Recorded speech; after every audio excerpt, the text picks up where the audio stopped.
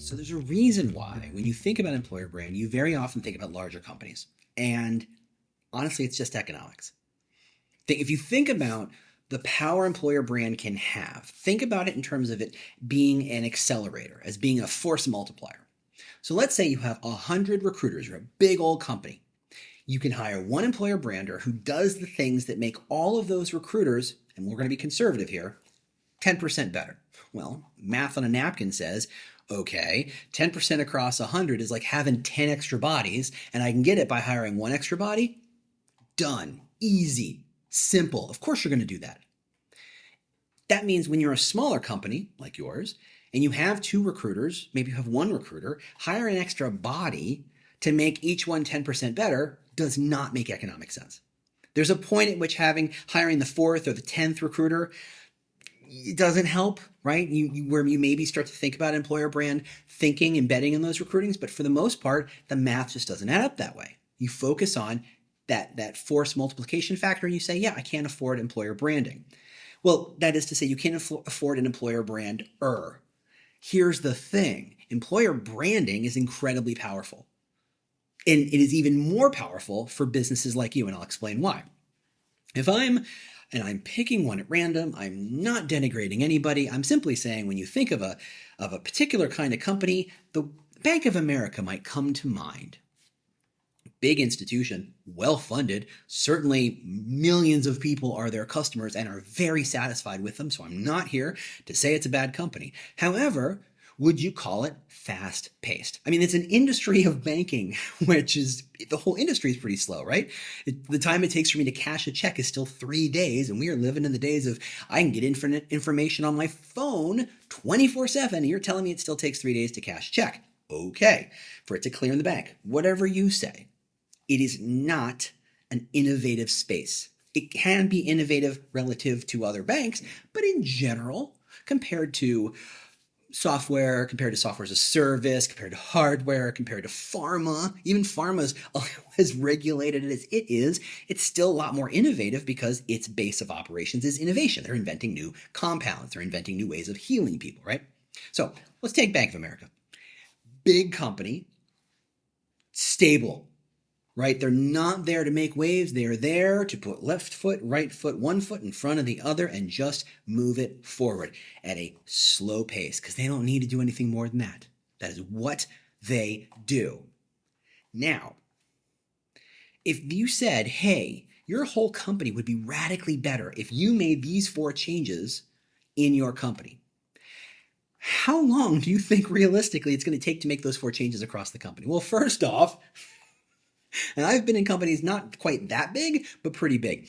First off, the number of people you have to get to sign off on the idea to say, okay, this makes perfect sense. This isn't going to disrupt one of the trillion other things we're doing already, right? That this isn't going to muck up the works or gum up the works or throw a spanner in the works if you're British, that this makes sense. Okay, that's 3 months, just right there, conservatively. It takes a while, right? To dog and pony show your idea, to show proof points that it works, to show that you did the due diligence, that it won't mess something up. 3 months is nothing. It's nothing to get that sort of thing passed. Next step is to actually say, okay, let's communicate it out to the more broad audience. Well, you just don't send an all-staff email at Bank of America. They don't let you on purpose. That you have to go through channels. You have to go through HR, or you have to go through comms or internal comms. You have to say, okay, look, I have this message. Everyone has to hear this message. And they say, okay. And you've vetted it. It's been approved by everybody and their dog and their aunt, Eleanor. Sure. Yes, absolutely. We're ready to go. Okay. Let me look at the calendar and see where we have a slot. How's 2 months for you? Pretty standard stuff. Unless it's on fire, they have way more pressing issues, things about earnings, things about big initiatives. Your employer brand thing, while impactful, is still relatively small. Regardless of the company, employer brand isn't driving the bus. That's fine. So there's 5 months. So now you've communicated it out.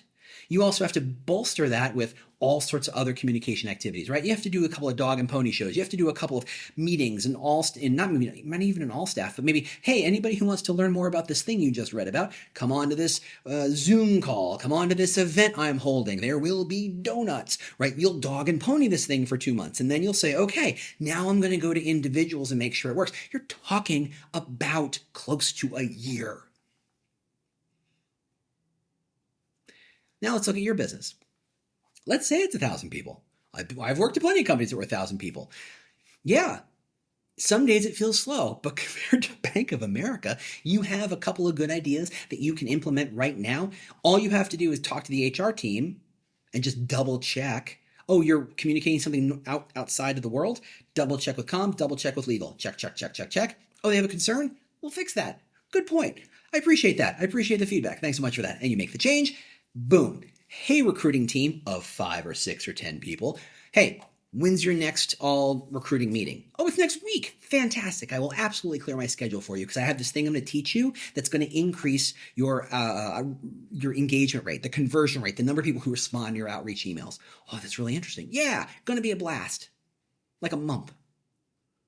You are way more agile than the companies who invest hundreds and hundreds and hundreds of thousands of dollars in their employer brand. You are way more agile. You have a good idea. You have an insight. You have something to do with it.